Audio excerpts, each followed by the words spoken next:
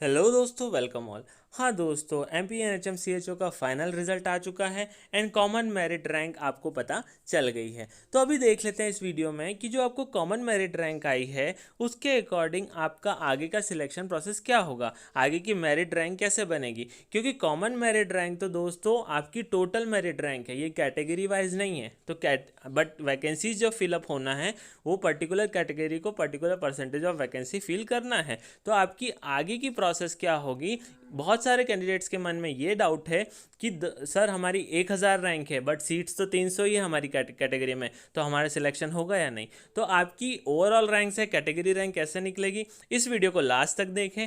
बहुत डिटेल में मैंने पूरा एक्सप्लेन किया है। यदि आप इस चैनल पर नए हैं तो चैनल को सब्सक्राइब करें, लाइक करें एंड बेल आइकन दबाएं, ताकि आगे की MPNHMCHO की आगे की मेरिट लिस्ट की पल पल की अपडेट आपको मिलती रहे। तो ऑफिशियल नोटिफिकेशन में जो हमारे पास ऑफिशियल वैकेंसीज है उसके अकॉर्डिंग हम देख लेते हैं कि कितना कैटेगरी रैंक तक आपका सिलेक्शन हो सकता है एंड कैटेगरी रैंक के बाद आपका कैसा क्या प्रोसेस होगा। तो यहाँ पे दो चीज़ों के बेस पर मेरिट लिस्ट बनेगी। पहला है दोस्तों, पहला जो होगा वो आपका होगा कैटेगरी। क्या होगा? कैटेगरी। एंड दूसरा होगा मेल है और फीमेल है। पहला क्या होगा? पहला होगा कैटेगरी, दूसरा होगा मेल है या फीमेल है। अब क्या होगा दोस्तों, अभी जो आपको रैंक दी है ये है कॉमन रैंक। कॉमन रैंक मतलब कॉमन रैंक है। कॉमन रैंक का मतलब है जितने भी बच्चों ने पार्टिसिपेट किया था, जितने भी बच्चों ने एग्ज़ाम दिया, उनके नंबर को घटते क्रम में अरेंज कर दो, सबसे ज़्यादा से सबसे कम तक। तो उसमें आपकी जो रैंक है वो आपकी, जैसे यदि 40,000 बच्चों ने एग्ज़ाम दिया है तो जो आपकी रैंक है, आपकी 10,000 रैंक है, तो 40,000 में से आपके 40,000 बच्चों में आप 10,000 रैंक पे हो। ठीक है, तो ये ओवरऑल रैंक है। यहाँ पे कैटेगरी वर्ड नहीं यूज़ हुआ है। कैटेगरी कहीं से कहीं तक रैंकिंग में अभी नहीं आई है। मगर जो गवर्नमेंट वैकेंसीज़ के हिसाब से, जो ऑफिशियल वैकेंसीज़ के हिसाब से, हर कैटेगरी को एक पर्टिकुलर वैकेंसीज दे दी गई है। चाहे वो आर्थिक रूप से कमज़ोर हो, अनुसूचित जनजाति हो, अनुसूचित जाति हो, अन्य पिछड़ा वर्ग हो, दिव्यांग हो, सब के लिए अलग अलग परसेंटेज दे दिया है। ठीक है, तो ये डायरेक्ट मेरिट रैंक, ये नहीं है कि आपकी 4,000 रैंक है, ठीक है, आपकी 4,000 रैंक है तो आपका सिलेक्शन होगा नहीं। ठीक है, ये कंफर्म नहीं बोल सकते अभी, क्योंकि आप सोच रहे होंगे कि 2,850 सीट से और सर 4,000 वाले का कैसे सिलेक्शन हो जाएगा। मगर ये आपकी ओवरऑल रैंक है, ये माइंड में ध्यान रखें। अभी मैं बता देता हूँ कि कैसे आपकी आगे की रैंक्स बनेगी। अब दोस्तों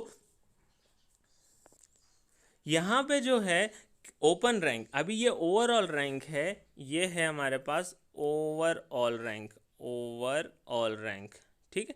इस ओवरऑल रैंक से नीचे आएंगे तो हमारी कैटेगरी रैंक बनेगी। क्या बनेगी? Category rank. इस कैटेगरी रैंक से जाएंगे तो हमारी जेंडर रैंक बनेगी, मतलब कैटेगरी के अंदर मेल और फीमेल की रैंक बनेगी।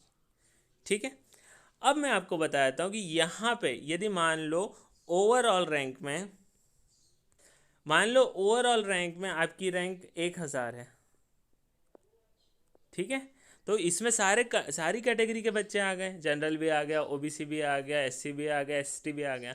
तो मान लो हम एक कैटेगरी ले लेते हैं अनुसूचित जनजाति। तो अनुसूचित जनजाति के इस 1,000 बच्चों में अनुसूचित जनजाति के सारे 1,000 बच्चे नहीं होंगे, अराउंड 200-300 बच्चे होंगे। तो यहाँ पे कैटेगरी रैंक आपकी आ जाएगी 300-400 तक। ठीक है, कम हो गई कैटेगरी रैंक। अब यदि आप इसमें भी महिला हैं तो अब सारे 300 से 400 बच्चे कैंडिडेट्स जो होंगे वो महिलाएं नहीं होंगी ना, कुछ पुरुष होंगे कुछ महिला होगी। तो महिला की रैंक और कम हो जाएगी, अराउंड 200 समथिंग आ जाएगी। आई बात समझ में? तो आपको घबराने की ज़रूरत नहीं है कि सर मेरी एससी कैटेगरी है और 1,000 रैंक है बट हमारे पास पद तो कम है, 900 पद ही है, तो क्या करेंगे, मेरा सिलेक्शन तो होगा नहीं। मगर दोस्तों ये ओवरऑल रैंक है, ये रैंक कैटेगरी रैंक में बनेगी। कैटेगरी रैंक फिर आपकी जेंडर रैंक में जाएगी, मेल है या फीमेल है। फीमेल है तो फीमेल का कट ऑफ मेल के कट ऑफ से और कम जाएगा, क्योंकि गवर्नमेंट ने ऑफिशियल नोटिफिकेशन में क्लियरली मेंशन किया है कि 33% सीटें फीमेल के लिए रिजर्व करनी ही है। ठीक है, तो आपको बिल्कुल भी घबराने की ज़रूरत नहीं है, अभी टेंशन लेने की ज़रूरत नहीं है कि सर इतनी ज़्यादा रैंक आ गई, क्या होगा क्या नहीं होगा। आपको मेरिट रैंक, कैटेगरी रैंक और मेरिट लिस्ट के लिए वेट करना चाहिए। जैसे ही डिटेल्स आती है, जैसे ही मेरिट लिस्ट रिलीज़ होती है, मैं आपको सारी डिटेल्स अपने वीडियो के थ्रू शेयर करता रहूँगा। तो दोस्तों ये था डिटेल कैसे आपकी ओवरऑल रैंक से आपकी कैटेगरी रैंक आएगी। एंड कैटेगरी रैंक से फिर आपका फीमेल है तो उसमें और आपको 33% रिजर्वेशन वाली सीट्स मिल जाएगी, तो आपका जो है वो रैंक ऊपर आती जाएगी। दोस्तों ये था पूरा डिटेल कैसे आपकी ओवरऑल रैंक से कैटेगरी रैंक बनेगी, कैटेगरी रैंक से आगे मेल एंड फीमेल में आपका मेरिट लिस्ट बनेगा।